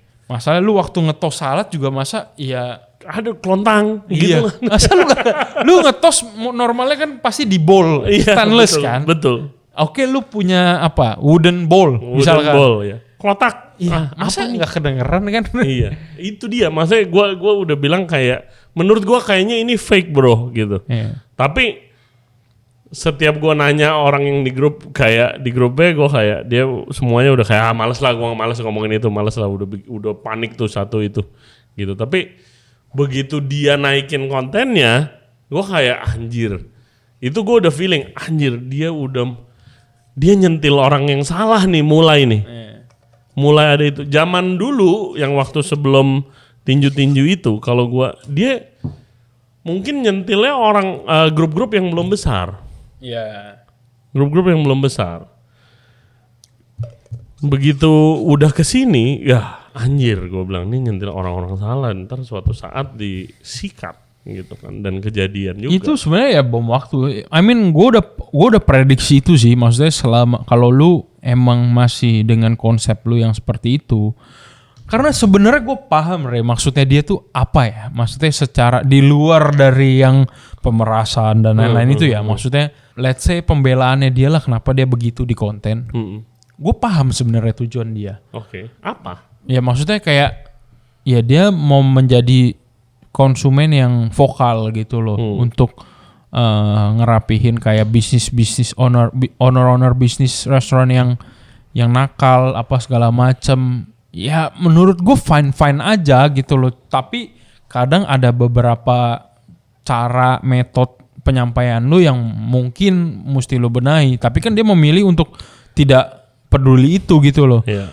Ya karena pertimbangan dia adalah ya karena gua mesti kayak gini nih baru didengar, baru netizen juga Tapi kan mau waktu nonton waktu gitu itu loh. kita bahas yang bikin dia viral kan konten cumi di buffet yang dia bilang alot kayak sendal jepit. Ya lu makan di buffetnya malam, udah restoran all you can eat di hotel, biarpun hotel bintang 5, bintang 7, bintang 10, kalau lu tutup jam 10 malam, jam setengah 10 itu kagak bakal di-refill. Iya, iya. Ya pasti alot cuminya gitu. Enggak, maksudnya gini Re, maksudnya cara penyampaian dia sengaja membuat karakter itu tuh untuk get engagement gitu loh, Oh iya, untuk itu udah pasti lah. iya, itu emang harus kayak gitu. Karena dia akuin itu sendiri waktu gua ngobrol sama dia. Pernah nih ada dia makan bareng gua kan. Lu mau tau nggak? Kalau gua cuma komentarin kayak gini doang, nggak akan naik kontennya. Jadi gua kayak harus dia peres tuh apa ya waktu itu ya dia peres apa gitu. Oh yang berminyak nih. Iya, Apa gitu. dia peres gitu sampai keluar netes-netes gitu. Iya. Nah yang kayak gini-gini nih konten begini baru nih bisa naik gitu. Emang betul. Iya. Itu betul. Dia jadi emang sengaja. Cuman kan kembali lagi, lu berurusan dengan siapa aja nih. Kadang kan ada orang yang mungkin kalau lu gituin gua nggak terlalu peduli gitu loh. Karena ya kembali lagi gua nggak peduli karena menurut gua ya you're nothing in this industry gitu loh. Bahasa kasarnya ya. Iya. Tapi kalau yang gituin gua mungkin let's say Thomas Keller ya kan. Wah, gua mikir tuh anjing, kenapa nih gitu ya kan? Nah, Iya, kembali lagi kan. Nah, cuman kan lu kayak gitu dengan lu tidak, kalau lu Thomas Keller mungkin lu bisa begitu gitu loh. Tapi kalau lu bukan Thomas Keller atau lu mungkin bukan Gordon Ramsay, lu jangan kayak gitu deh gitu loh maksud gua. Ngerti nggak? Ini POV gua as a pelaku F&B ya, maksud gue ya, apalagi chef gitu loh. Dan tidak kalau lu review jelek, I mean pasti sama lah. Lu pernah ke restoran yang nggak punya, kita sebagai tamu nggak punya pengalaman yang baik di situ. Ya, Gue nggak bosen-bosen ya, komplain atau kasih input ke staffnya dulu pertama, ya kan? Biasanya paling banter lu mereka minta maaf sama kasih free dessert. iya, Atau nggak dikasih voucher buat next balik lagi. iya, Atau bill lu di makanan yang lu komplain di take out. iya benar. Itu paling mantap. Itu etikat baik, dan lu sebagai customer ya lu jangan ngupload. Apalagi nguploadnya ngejelek-jelekin. Kalau lu ngupload pengalaman lu jelek, oke, sebel. Gua sebagai chef dan juga restauranter pasti sebel. Tapi ya udah, itu pasti akan gue jadikan bahan untuk introspeksi meeting tuh biasanya besok ya kan. Tapi lu jangan jelek-jelekin. Sebenarnya kembali ke Kan etika beda. lah ya, etika Iya, lah ya. beda dong. Iya sama ya, kadang gue juga begitu Rey. Maksudnya kayak gue juga pernah lah ke restoran mana gitu, apalagi gue udah bayar mahal, tapi gue nggak dapet Experience yang experience lu mau. yang setimpal gitu loh ya kan. Lu udah setup restoran lu bagus, lu jual produk juga nggak murah, berarti kan ada value yang lu beli di situ kan. Betul. Nah kadang kalau misalkan ada sesuatu juga, ya mostly gue nyampein ke waiter ya kan, gue nyampein secara meskipun gue juga punya media loh gitu loh, gue juga Lu punya platform. gue punya platform buat menyuarakan itu gitu loh. Tapi kan ya satu sisi ya mungkin karena gue orang F&B juga gitu loh, gue ngerti lah gue harus ngapain gitu loh, ya gue sampein. Gue pernah mengalami hal yang buruk tuh, gue pernah waktu gue makan di salah satu hotel di Bandung. Sama gue di serve barang spoil, gue di serve barang spoil dan dia kekeh itu nggak spoil. Iya, jadi gue nyampein waiternya minta maaf. Iya. Balik gue disamperin chefnya, dia bilang, oh no it's not spoil, blah, blah. Oke, gue bilang ya udah gue nggak mau makan, gue bilang that's it. Itu kalau gue mau gue gede-gedein bisa itu, Bisa. ya kan. Cuman ya gue cuman at the end of the day, pas gue selesai, pas gue bayar ke kasir, gue cuma bilang your chef doesn't know what spoil is, gue gitu. Sama gue bilang ke restaurant manager ya, that's it, gitu loh. Iya. Udah, gitu. Kan untuk introspeksi dia kan. I mean, ya gue pesen salmon mikui lah waktu itu. Oke. Ya kan, ada salmon mikui gitu. Setengah matang guys, mikui Ya. itu. Terus, ya salmonnya off man. Iya. Itu dagingnya tuh bukan yang mikui kan lu buka dikit flaky kan. Iya. Ini hancurnya tuh bukan hancur lembut, hancur yang Hancur busuk. kayak freeze burn gitu loh. Iya. Yang bener-bener Freezer burn. iya. Udah aneh, terus rasanya baunya juga udah off gitu loh. Betul. Dan dia ngotot itu enggak, ya udah. Gue kemarin juga itu cuy, ayam spoil Iya makanya maksud gua disajikan. Tapi- Dari keluar kitchen aja gue udah cium. Anjing ayamnya spoil bro. Taruh. Makan, chef. Di event lagi. event nih. Wah, gue bilang, gue alasan gimana ya, gue nggak mau makan ini supaya nggak rame. Terus habis itu gue keluar, terus gue lihat chefnya di open kitchen, gue bilang sini, anjir, gue bilang sini ke depan dulu bentar, gue kasih tahu cuy, ayam lu, anjir, kenapa bro, ayam lu bro, wah, kenapa chef nggak ketolong ya, anjir, gue bilang lu nggak bisa, kenapa?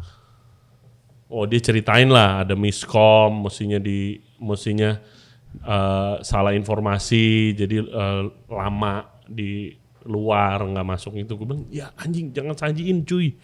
Ini gue dari awal keluar dapur belum di meja gue udah kecium baunya cuy. Karena itu bau paling khas lah cuy. ayam udah spoil tuh dan mateng pun baunya masih sama. Terus dia tuh sous chefnya. Terus kayak oke chef, take out lah. Gue bilang gila lu. Sebelum ada yang tahu, nggak taunya tiba-tiba balik banyak ayamnya. Eksekutif chefnya juga, akhirnya eksekutif chef tuh tahu, anjing, gue bilang wah kena dah lu, gue bilang. Udah, gue tidak ngupload, gue cuma pengen tahu kenapa. Kalau lu mau edukasi, kalau lu mau ngupload, upload lah alasan kenapa alasannya bisa begitu. Jangan dijelek-jelekin. Apalagi udah begitu terus lo kasih rate kan, anjir. Konsultan lagi hitungannya. Itu anjing sih. Anjing cuy itu. Gua nggak expect dia sampai ke sana sih arahnya gitu. Gue cuman expect awalnya mungkin red card untuk take down konten. Oke, make sense. Cara lu, kalau emang cara lu kayak gini ya udah. Cara lu gitu. tidak etika tapi ya udah. Tapi kalau lu sampai ngasih red card F&B konsultannya ya ada konsultan, test food, R&D. Iya. Siapa yang masak ya? Siapa yang masak? Gue bingung itu. Dia punya. Gue sih menafsirkannya ya, bukan dia yang Jadi R&D itu mungkin kita punya tim kitchen, masak, dia yang ngetes. Dia coba. Kurang apa dia ngasih tahu gitu. Mungkin diperbaiki, terus habis itu termasuk konten lagi, udah bener nih, gitu. Mungkin kayak gitu ya. Ya nggak tahu lah. Ya. Ya, but again, I mean nothing personal gue sama dia. Jadi gue juga nggak terlalu mau menyuarakan yang gimana banget di sosmed gue juga. Gue nggak terlalu peduli. Ya gue lebih fokus sama urusan gue. Selama gue kembali lagi, selama gue nggak disentuh. Ya gue attitude-nya juga begitu sih. Iya, selama gue nggak disentuh, gue nggak akan. Tapi ya, you can test me lah. Kalau lu mau sentuh gue, gue udah bilang begitu sih. Maksudnya udah kayak apa ya, nazar lah ya. Ya kalau lu pengen ngetes gue ya test me up lah. Jangan ya kan? lah, gila lu. Ya, you can test me up lah gue bilang. Ya hopefully kejadian ini bikin pertama dia jerak, terus yang lain jadi nggak coba-coba aneh-aneh lah ngikutin. Gini lah. yang gue menyayangkan sih sebenarnya lebih kayak ini yang gue ngobrol juga ya sama Next itu dan lain-lain. Maksudnya kita kan di grup di internal kita ada ngobrol-ngobrolin juga kan masalah ini.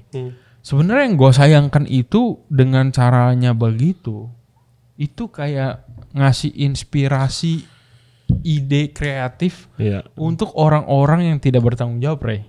Betul. Iya dong. Betul. Contoh kayak gue ada ngeliat tuh kontennya Bami Coffee. Iya. Iya kan? Iya. Dia katanya makan ada paku. Iya, ada paku. Ada paku karatan. Iya, Ya kan, trauma. Di Bami trauma sampai minta uang kompensasi 5 juta. Terus dia makan berempat berarti 20 juta. Anjing men, itu maksudnya lu Kenapa jadi seorang 5 juta? iya, apa gitu loh, tolak ukurnya apa gitu ya kan. Dan ya kan kayak gini-gini karena ada Yang sosok mulai. besar yang mulai gitu ya. Lu menginfluence orang-orang untuk melakukan itu gitu loh, untuk cari uang yang gitu loh. I mean, aduh, Yep. lu mau sampai kapan sih gitu loh. Maksudnya F&B industry ini bisnis kan dibuat pakai modal. Ada orang-orang dan karyawan juga yang bergantung. Dengan itu Iya. cari makan. Nggak usah lu review jelek aja, restoran itu ada potensial sepi cuy. Iya. Bener kan? Betul. Lu restoran sepi aja udah puyeng kepala gitu loh. Apalagi lu tambahin begini gitu. Ya kan udah dah. Ya nggak tahu ya. Gue sih kayak mikir sosmed zaman dulu menurut gue jauh lebih healthy lah, meskipun ada toksik-toksiknya juga ya. Maksudnya gue mendingan dulu deh banyak nonton konten-konten yang YouTuber dulu gitu loh, yang ya makanya sampai sekarang pun gue nonton konten-konten kreator orang tuh ya buat entertainment gue, ya tetap dia aja sih gitu loh. Gue nggak pernah terlalu ngikutin yang gimana ya. Tetap lah konten creator yang gue tonton dari dulu itu aja, kayak buat entertainment gue nontonnya stand up komedian, terus Miley gitu, yang buat humor hiburan gue. Terus kalau yang edukasi ya cuman beberapa orang aja gitu. Kalau lu cari duitnya begitu, anjir, terus ntar abis dari bakmi Cafe ada lagi nih, pakunya masuk lagi nih dari restoran mana. Lama-lama nggak make sense juga. Iya, ya kan sekarang tidak sustainable juga itu sebagai income source ya. Dan juga sebagai food reviewer. Ya akhirnya kayak begini nih. Udah ada kejadian nih, puncaknya nih kayak begini nih. Mau dijemput bentar lagi tuh. Masuk kuliah tuh bentar lagi. Makanya ya kan kayak food reviewer dari dulu kan sebenarnya udah ada ya. Kayak Next kan udah lama juga tuh. Yes. Ya kan? Ya contoh kayak Next lah. Next kalau dia nge-review, dia udah niat nih bikin konten di restoran A. Terus dia nggak puas, ya udah dia nggak upload. Ya. Dia nggak upload. Dan lu kalau ngupload konten positif kayak Next Carlos, makanya gue berapa kali gue minta doi kesini cuy. Gue udah pernah sounding, cuman dia emang takut kan. Udah gue pernah kasih forwardin juga kan. Kalau bisa Next please. Nggak kayak gimana, kita santai-santai aja gini. Tapi kalau lu bikin konten contoh seperti Next Carlos, misalnya ini satu tempat tadinya biasa-biasa aja, terus karena lu datengin, lu review, jadi rame, jadi sukses, punya banyak cabang atau berkembang, dia bisa untung banyak, bisa ngidupin keluarganya, bisa buka cabang ke-1, cabang kedua, itu kan bangganya luar biasa, lu sendirinya. Iya benar. Daripada lu jatoh-jatohin terus lu minta duit ke dia, yang nggak ada duitnya juga. Dari mana restoran punya budget 300 juta untuk take down konten? Tidak ada cuy, nggak ada. Seenggaknya di Jakarta yang gue tahu dan yang gue kenal banyak banget, nggak masuk budget. Iyalah anjir. Nggak bisa masuk dari marketing cost, nggak bisa masuk. Oke, budget influencer tahun ini kita jadiin ke sana buat take down. Man, come on man, gitu nggak ada. Kita ngundang food reviewer aja kalau udah budgetnya nggak masuk mental kan? Iya. Iya, apalagi mau bayar orang buat take down konten cuy. It's like a rope lah ya, I mean. Betul. Ya caranya aja sih, maksud gua ya harusnya modelan kayak banyak food reviewer yang udah gede di Indonesia ya. Bisa juga melakukan hal itu, cuman kan mereka memilih untuk tidak. Sebenarnya kan jangan. Everyone has their own choice kan. Lu begitu kan berarti lu memilih untuk begitu gitu. Ya lu berarti harus siap juga sama konsekuensi lu. Betul. Gitu aja sih sebenarnya. Dan berkali-kali gue juga bilang, hati-hati cuy, banyak orang-orang gede, orang-orang besar banget itu ada di belakang restoran-restoran yang lu review, lu nggak tahu aja, terus disentil, kalau udah kesel ditendang. Itu benar sih. Hilang itu benar. nanti anjir, jangan cari penyakit dah. Ya kayak gue pernah kita orang profesional kan pernah lah dipakai jasa kita untuk setup restoran siapa kan. Sebagai konsultan beneran guys. Iya, sebagai konsultan beneran. Tapi gak betul. segitu lagi rate gue. Iya, rate-nya juga gak segitu anjing. Kerjaannya lebih sulit lagi ya. Ya kan? Setup ya. Setup, tempat restorannya, hiring, Iya, creating betul. menu, training. Betul, monitoring, monitoring, bikin cost sistem, control, semua inventory. segala Ah, macam. iya. Anjir. Nggak segitu rate Itu gak segitu ya. Makanya gue liat, gue sampai pernah jadiin candaan tuh. Wah, kayaknya selama ini gue sia-sia nih jadi F&B consultant ya kan. Udahlah, gue mau jadi reviewer aja lah gue gituin. Gue sampai jadiin internal jokes itu di grup gue sampai anak-anak. Oh my God. Apa lu ada cerita apa? Jadi Iya. konsultan. Iya, ya gue ngomong gitu ke grup-grup, ke partner-partner gue kan, anjing selama ini gue bikin ngejalanin F&B consultant, rate gue aja nggak segini gue bilang. Sampai Iya, gue kayak ada, wah ini orang sialan nih. Tapi anjing mahal juga. Ada juga itu. iya. I mean jasa konsultan tuh, I don't know ya. Kayak zaman sekarang juga banyak lah ya, maksudnya chef-chef juga yang baru kerja di 1, 2, 3 restoran. Oh iya ya. Ya belum pernah Iya, jadi chef, tiba-tiba lu bikin jadi F&B consultant ya. betul. I don't know how it's work gitu loh. I mean, Gue ngelakuin F&B consultant udah lama banget. Namanya Lark Hospitality guys di Instagram. Tapi let's say 4 project terakhir gue itu ngerapiin kerjaan konsultan sebelumnya. oh ya? Ya. Jadi bayar konsultan untuk benerin konsultan Betul. sebelumnya. Ada yang udah buka, ada yang udah buka terus ternyata nggak cocok. Ada yang belum buka udah nggak cocok. Ada yang ganti menu ternyata omset malah turun. Terus gue ya gitu macam-macam. Banyak dari 5 terakhir ada 4 lah. Terus nih ya, Ray, ini balik lagi ke yang tadi ya. Ini yang bikin serunya lagi, Ray. Sekarang ada konten, gue kemarin sempat lihat tuh ada konten creator masak, pakai title chef juga, sampai bisa ngomong restoran itu apa ya, atau tempat usaha itu pantas jatuh anjing.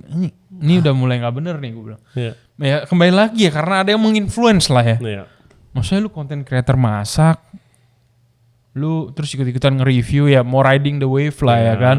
Kayak kemarin kan wave-nya lapis lagi, terus wave-nya lagi Bikambon ya kan. Laler. Ya, jadi orang riding the wave lah gitu loh. Terus banyak juga konten-konten creator yang pakai hook-nya tuh di depannya ada Negatifnya. buka makanannya, ada apa nih ya kan, terus di blur gitu ya kan. Anjing men, nih bikin konten udah makin gak sehat cuy caranya cuy. Betul, gitu loh. Betul, bener. Ya makin kan kesini. maksud gua tai kok jadi kayak gini sih algoritmanya ya kan. Dan wah, pertama gue banyak dapat DM dari dulu sampai sekarang itu kayak, chef saya pengen jadi restoran konsultan, bagaimana cara mulainya gitu kan. Terus habis itu background chef di mana? Oh saya baru lulus sekolah masak dari luar negeri ini. Yang gue langsung bilang nggak bisa konsultan atau belum bisa, karena konsultan itu kerjaannya ngasih solusi ke owner yang punya masalah di operasional atau dimanapun dalam sebuah restoran. Kalau lu nggak pernah ngerasain itu masalah di pengalaman kerja lu sebelumnya, lu nggak tahu mau ngapain, gitu kan? How do you run? Iya. Ya kan? Dan makin banyak, ini juga gatel ya, selain reviewer jujur, gue makin banyak. Ini gue sama Chef Wiro ini yang gatel. Lu content creator makanan, fine. Mau habis itu lu terkenal, konten lu viral mulu, terus lu di hire consultant, jadi konsultan sebuah restoran, fine. Lu mau pakai nama, sebelum nama lu ada chefnya, fine juga, terserah. Tapi lu jangan sosok menggurui lah anjir. Gue gatel sih itu sih. Ya kadang hal kayak gitu. Menggurui, lu tidak perlu punya sekolah untuk kerja di dapur. Lu nggak perlu pelajaran akademis. Iya. Terus orang-orang yang sekolah masak seperti gua, bokap gua bayar gua mahal-mahal, berasanya apa kalau lu ngomong kayak begitu ya? Iya. Gitu loh. Ya kadang hal-hal kayak gitu kan, ya itulah kembali lagi gitu loh. Kayak dia merasa ya banyak lah kayak yang udah jadi content creator juga mereka punya followers. Semua omongan dia didengar sama followersnya gitu loh ya kan. Jadi kayak udah lupa gitu loh sama sekitar. Kayak dari dulu gue lumayan salah satu content creator yang lumayan hati-hati lah ya bikin konten gitu loh. Meskipun kadang-kadang gue nyerempet-nyerempet, gue kadang bikin hook yang lumayan kontroversial juga, tapi gue udah siapin semuanya gitu loh. Once ada pertanyaan kayak gini gimana gitu, gue udah siapin semua itu gitu, tanpa merugikan pihak manapun gitu. Jadi kayak banyak yang niru lagi konten lu kan. enggak lah ya, contoh kayak yang mohon maaf itu. Iya, kayak mohon maaf gitu ya kan. Mohon maaf itu. Ya kan, mohon maaf buat bumbu nasi goreng. Iya, bumbu nasi goreng, tukang bakso ya kan. Cuman kan lu mau ngomong tukang bakso mana gua nggak mention ya kan. Terus juga basically itu resep gua gitu loh. Gua nggak ada kopi. Ya itu resep bakso. Iya, ya udah, ya everyone can make it gitu ya kan. Malah ya gua kadang baca komen DM sampai orang terima kasih sama gue, kayak orang pensiunan dari pensiunan PNS atau bekas pensiunan perusahaan mana, dia mau usaha dagang, dia belajar dari video gue resepnya kan, ya mungkin itu kecil gitu ya kan, tapi buat gue anjing impact gue segitunya gitu loh buat orang. Itu nggak ada harganya itu. Iya, itu nggak ada harganya. Dari red card 650 juta itu. Iya, dan gue merasa ya kadang hal-hal kayak gitu ya salah juga sih. Harusnya gue blow biar gue makin naik ya kan. Iya. Cuman kadang ya satu sisi gue punya kesibukan juga gitu loh. Gak cuman as a content creator doang. Ya gue cuman mikir oke, thank you gitu. Gue planning itu sih.Gue di itu sama dikasih saran sama staff gue. Karena ada beberapa kalau misalnya kayak di industri itu ada beberapa yang datang kayak chef, gue punya restoran kecil di sini kayak ini tuh gue ke F&B tuh karena lu coy. Dia bilang kayak, anjir seriusan lu jadi buka restoran? Iya. Lu cuan kan? Gue nanya gitu. Bisnis lu berjalan kan? Jangan gara-gara gue buka F&B sepi malah sulit hidupnya. Enggak chef, jalan. Gue happy banget gitu. Oke. Terus disaranin sama tim gue, lu ada begituan lu highlight lah.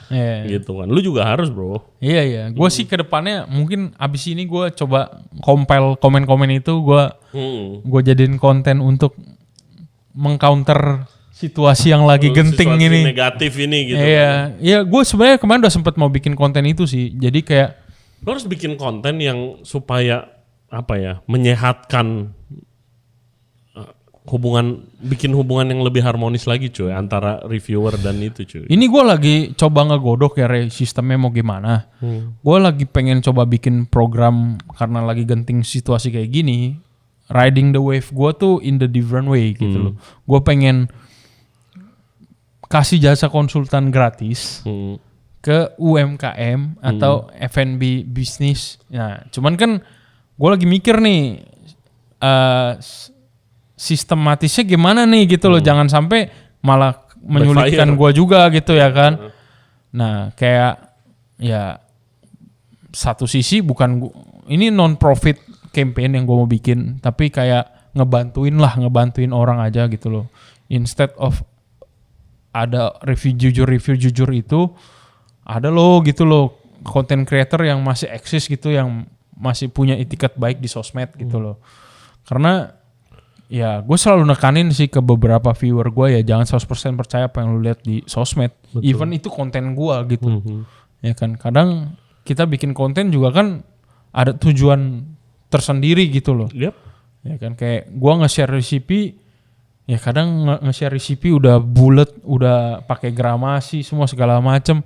Masih ada kan komennya yang chef jangan pakai gramasi deh, pakai takaran sendok aja apa. Gua bikin pakai sendok, tinggal di US mungkin dia. Iya. Yang takarannya sendok dibilang gue bikin pakai takaran sendok, dibilang sendok gue bukan sendok teh gara-gara angle kamera ya kan. Itu mah sendok makan ya kan. Jeli juga follower lo nih. Anjir, maksud gue ini gue udah pakai sendok teh sampai gue mesti bikin video klarifikasi nih sendok teh yang gue pakai di konten. Ini sendok makan, gue bilang ini tuh teaspoon gitu. Maksudnya ya kadang-kadang kan netizen macam-macam ya gitu loh. Nah maksudnya gue coba lagi pengen mikirin sih gimana sih nih ngasih jasa konsultan gratis ya, paling enggak di bulan suci ini ya kan, di bulan Ramadan ini kita bisa ngasih impact lah gitu loh. Positif. Iya, positif dikit gitu. Gue juga lagi mikirin sih Don buat kayak supaya ada hubungan yang lebih harmonis. Iya. Karena di luar tuh nggak begitu loh. Maksudnya nggak tahu lu ya waktu lu di Swiss segala macam. Dulu di luar gue di Denmark, di Aussie, di Prancis gue nggak ada animosity si reviewer sama si itu loh. Apa sekarang udah ada? Gini. Zaman dulu belum itu. Kalau food critics ada, Ray. Iya, kalau food critic ada. Iya, food critics ada, tapi sistemnya mereka kan blog. Jadi mereka kayak food writer doang kan. Iya, food writer. Mereka punya blog, iya. Punya blog atau terikat dengan satu majalah, satu benar, koran pada zaman dulu tuh. Iya. Jadi dulu tuh bahkan lebih serius malah. Dan mereka pun sangat-sangat dihargain dulu di restoran. Betul. Ya karena memang Dia punya background yang jelas. Iya, dan kredibilitasnya bagus kan. Kredibilitasnya sudah jelas. Nah itu yang pertama kali muncul si Biru ini. Kredibilitasnya kan sekolah masak di Perancis juga. Itu gua bro, anjir. Sama adenya juga. Adenya adik kelas gua. Bukan dia. Jadi ya itulah maksudnya yang gue coba pertanyakan tuh itu waktu kebetulan gue masih di grup sebelumnya kan, yang tempat gue sebelumnya kerja, gue masih dalam itu ya, gue sampai kayak gitu respon gue gitu loh, who the fuck is gitu loh, maksudnya ya cari tahu dulu background story-nya. Iya, dan jangan percaya apapun iya, semuanya. Tapi kan kadang kayak even owner tempat gua kerja dulu juga kayak dengerin dia juga bro gitu loh. Ya which is nggak salah lah, lu mau dengerin orang ya boleh gitu. Tapi ya gue lebih percaya sama customer yang nggak tahu apa-apa deh. Ngerti nggak? Kalau dia komen stick lu nggak enak, meskipun dia nggak ngejelasin, tapi kan ini customer gitu loh. Ya gue introspeksi gitu, nggak enak gimana? Apanya yang ya, enak? Soalnya niat dia bikin konten tuh udah bukan cuma sekedar mereview bro. Kadang hal kecil aja digede-gedein untuk exposure kan. Nah kan goalnya udah beda nih. Customer punya duit, dateng komen stick lu nggak enak, berarti kan ada yang salah gitu loh. Either nggak masuk preference dia kah, atau tingkat kematangannya nggak sesuai yang dia mau kah, ya kan? Kadang kan ada orang customer yang kayak tahu, gue requestnya medium kok, dikasihnya rare, padahal itu medium buat kita gitu. Kita bikin SOP tuh pakai termometer gitu ya kan. Cuman kan mediumnya dia karena dia biasa makan di restoran-restoran yang dalam tanda kutip nggak terlalu memperdulikan itu, mediumnya dia ternyata medium well gitu ya kan. Sering gitu terjadi. Ya itu sering terjadi kan. Nah, tapi kan kayak gitu gue lebih dengerin gitu loh, ketimbang ya lu kadang-kadang purpose lu mereview tuh udah beda soalnya. Setuju.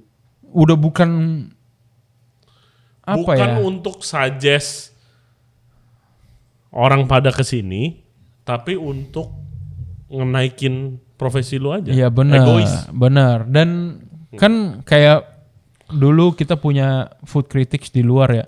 Mereka tuh objektif banget menilai suatu produk gitu loh, menilai suatu dish. Nggak sesuai dengan preference-nya dia doang gitu loh. Meskipun dia mention itu, ya menurut misalkan contoh ya, menurut gua kurang begitu suka, tapi gue paham idenya gitu loh. Ya kombinasinya mungkin untuk orang yang suka ingredients ini mungkin akan suka banget gitu. Betul, maksudnya kan iya, karena sangat ketat juga dong editorialnya kan. Iya, jadi meskipun makanan itu bukan preference dia, tapi dia menilai itu secara objektif dengan scope yang lebih besar gitu loh, scale ngelihatnya gitu loh, nggak cuma dengan patokan dia doang gitu loh. Maksudnya kalau patokan dia doang ya lu udah lu jadi apa kek gitu loh, lu biar lu bikin guide lu sendiri kayak gitu ya kan, CB guide gitu ya kan. Gue pengen banget gitu ya bikin acara kumpulin nih reviewer mau yang jujur, yang biasa aja atau apa, kumpulin suruh masuk kitchen bro, terus tinggal lihat gimana susahnya untuk proses lu menyajikan makanan itu, gimana susahnya. Mungkin baru kebuka matanya gitu loh. dan muncul vokabulari yang lebih daripada empuk, enak banget, rasanya dapet, umami, gurih, hidden gem, gitu loh. Gue pengennya begitu sih. Rasa ayamnya ayam banget. Ya anjir. Ya kan? Nge-review kan begitu sekarang kan. Ini bumbunya tuh Rasa ayamnya dapet banget. Ya ayam yang lu makan anjir. Kecuali yang lu makan ikan baru. rasa pedasnya tuh Nendang. Iya. Nah gitu-gitu doang kan. Nilainya sangat general kan bahasanya. Betul. Makanya pengen Salah nggak? Enggak. Kita nggak ngomong itu salah ya. Cuman katro. ya itulah. Buat kita yang udah pengalaman. Ya contoh kayak sesimpel gue nge-share resep rumahan lah ya. Cuman paling nggak gue bisa jelasin gitu loh. Ya kan. Ya sesimpel kayak gue bikin konten ngeresep cara ngungkep ayam deh ya kan. Ngungkep ayam kan ya orang kan mikirnya masak selama mungkin ya kan. Bumbunya sampai makin meresap dia bilang masak selama mungkin. Ini tuh bukan bumbunya meresap. Ini bumbunya menguap ya kan. Karena kan hal-hal kayak gitu perlu kita luruskan kan. Yes. Ya. Betul, setuju. Ya, gitu Oke, Chef Don, gue udah mulai lapar. Kita mau OTW ke Republik Seafood. Thank you banget buat waktunya. Thank you juga Re udah diundang lagi. Ya. Ini udah yang ketiga gue datang ke sini. Yang pertama sendiri, kedua bareng Arnold.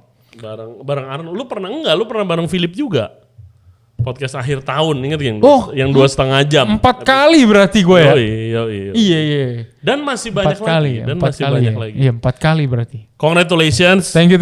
Gua happy banget kalau ada temen gua yang mulai coba sendiri berbisnis. Antara happy sama lu rasain deh tuh ya kan. Gitu ya kan. Semoga sukses ke depannya. Amin. Thank you guys, cobain Republik Seafood. Yes. Sama follow Instagramnya Don Chino di By Don Chino. Oke. Thank you guys buat yang udah nonton dan yang udah dengerin podcast kita kali ini. Jangan lupa subscribe di Ray Jensen Radio Podcast, YouTube, Spotify, and all other podcast platform. Juga follow kita di Instagram dan di TikTok di Ray Jensen Radio. Instagramnya Republik Seafood apa?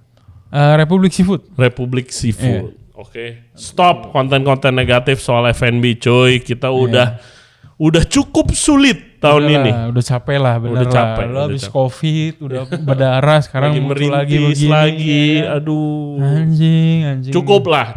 Bikin konten yang positif. Oke. Kalau mau ajak berantem atau mau nyusahin orangnya aja, nggak usah bisnisnya. Ya, jangan juga sih. Jangan juga. Kalau gue lebih baik begitu.